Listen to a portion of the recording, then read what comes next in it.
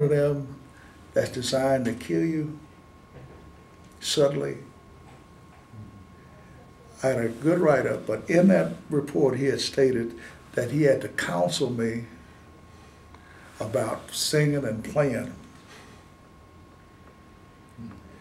that I was giving more time to that than to my job. Then after counseling, I corrected the situation. Now, I tried to get that report thrown out, but I couldn't.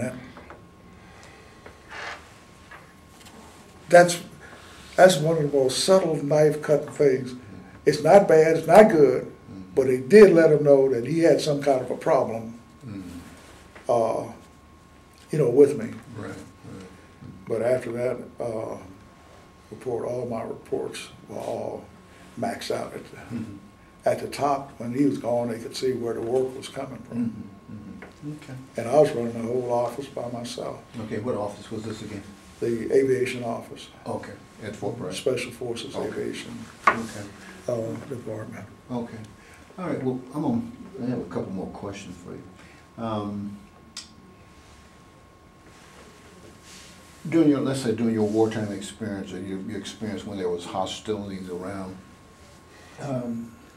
were there any experiences that really affected your life to this day? It really affected your life? Just my brother. Okay. Just my brother. Okay. Everything else I encountered was just,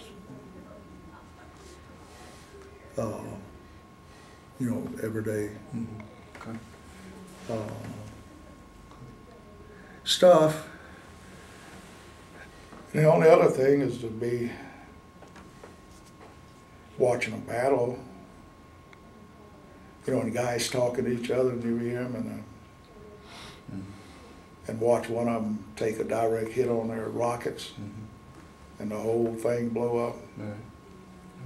And you would just, listen to him talk. As far as myself, I didn't take any risk. When I went from one place to the other, it was one of these things. And the only time I really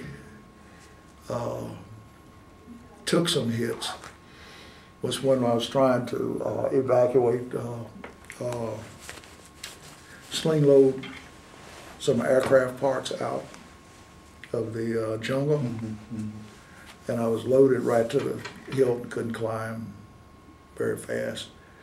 And I had beneath me, well, we got the airplane flying, but it was a big caribou.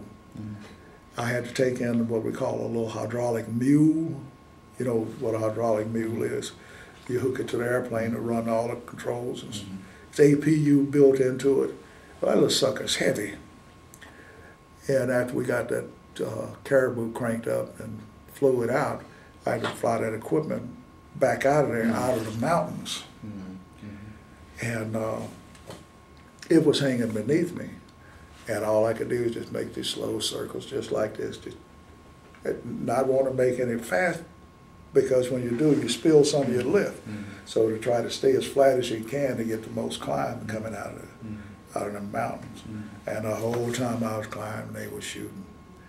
And most of the rounds hit that mule beneath me. When we got it was all fucked up.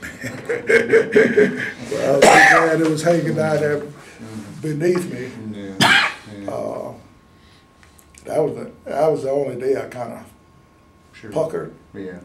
Because you can tell when they point the nozzle of a gun at you, you can tell it's pointed at you. After you heard enough shots coming your way, you can tell when they're firing going somewhere else. But when that muzzle is pointed right at you, it's a different sound. Sure. You can hear. Okay. But just finally, I know you were in the military from an early age.